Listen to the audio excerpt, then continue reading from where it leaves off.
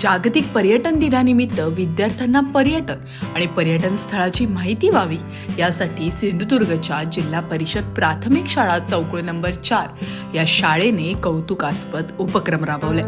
शाळेचे उपक्रमशील शिक्षक जावेद तांबोळी यांनी विद्यार्थ्यांना प्रत्यक्ष पर्यटन स्थळी नेऊन पर्यटनाचे महत्त्व सांगितले। यावेळी जिल्हा परिषद शाळेची मुलं पर्यटकांचे गाईड बनलेत। झेडपीची मुलं पर्यटकांना कशी अस्खलित मातब्बर गाईड प्रमाणे माहिती देतात, प्रत्यक्ष तुम्हीच पहा। या जागतिक पर्यटन दिन 2024 ची थीम आहे पर्यटन आणि शांतता, आणि याचाच एक भाग म्हणून या आंबोली धबधब्याला या जागतिक पर्यटन स्थळी भेट देण्यासाठी आलेलो आहोत। खरं तर सर्व विद्यार्थी जे आहेत हे या पर्यटन दिनानिमित्त गाईड बनणार आहेत। जे पर्यटक आहेत त्यांना इथल्या या आंबोली धबधब्याबद्दल माहिती देणार आहेत। चला तर मग पाहूयात। सह्याद्रीच्या कुशीत असलेला हा आहे आंबोली घाट। या आहे आंबोली घाटातील धबधबा। बेळगाव, कर्नाटक व महाराष्ट्र, पश्चिम महाराष्ट्राला जोडणारा हा तो मार्ग आहे। अनेक वर्षांपासून बांधलेला हा घाट अजूनही सुरक्षित आहे। हा आहे आंबोली घाट। पावसाळ्यात येथे खूप पर्यटक येतात। हा घाट संपल्यानंतर खाली सावंतवाडी लागते। तत्कालीन संस्थांची उन्हाळ्यातील राजधानी म्हणून या ठिकाणाला ओळखले जाते। आता तुम्ही आंबोली धबधबा हे सर्वात प्रसिद्ध पर्यटक स्थळापैकी एक आहे।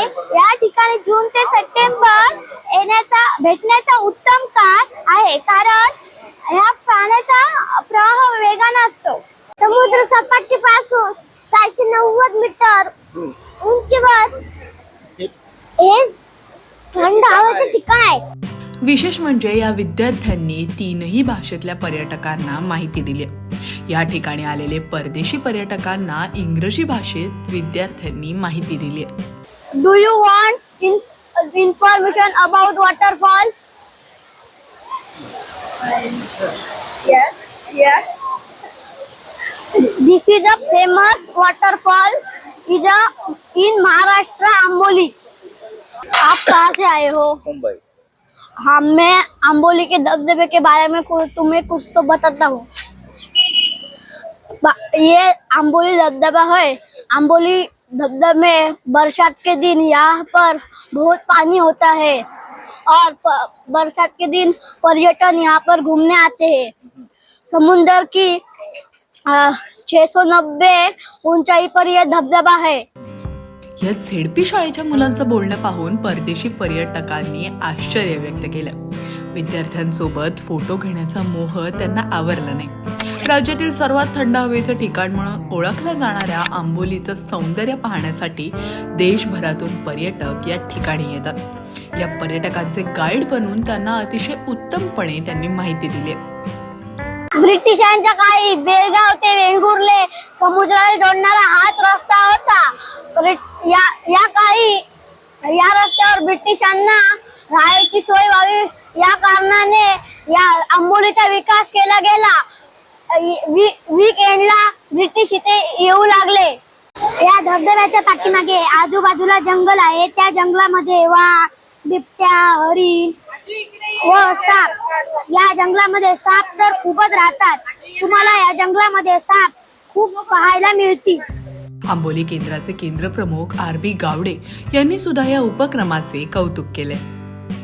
चौकुळ केंद्रातील शाळा चौकुळ नंबर 4 मराठी या शाळेतील शिक्षक श्री जावेद तांबोळी याने आपल्या या छोट्याशा मुलांना घेऊन एक पर्यटनाचा आनंद त्यांना मिळावा आणि पर्यटन स्थळातील जो पर्यटक येतात या पर्यटकांना एक चांगल्या प्रकारचं मार्गदर्शन मिळावं याच्या संदर्भात त्याने एक चांगला उपक्रम राबवून या विद्यार्थ्यांना एक पर्यटन स्थळाचा आनंद उपलब्ध करून दिलेला आहे।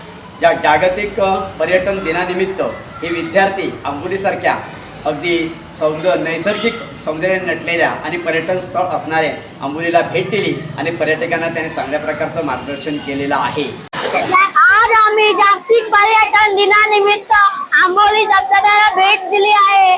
तुम्हालाही या निसर्ग सौंदर्याचा अनुभवायचा असेल तर तुम्ही सुद्धा याला नक्की भेट द्या। शिक्षक जावेद तांबोळी यांनी वेगवेगळ्या उपक्रमाच्या माध्यमातून अध्यापन केल्याने मुलांना अभ्यासात गोडी निर्माण झाली, तर त्यांच्या सर्व गुणसंपन्न विकासही या उपक्रमाच्या माध्यमातून होतोय.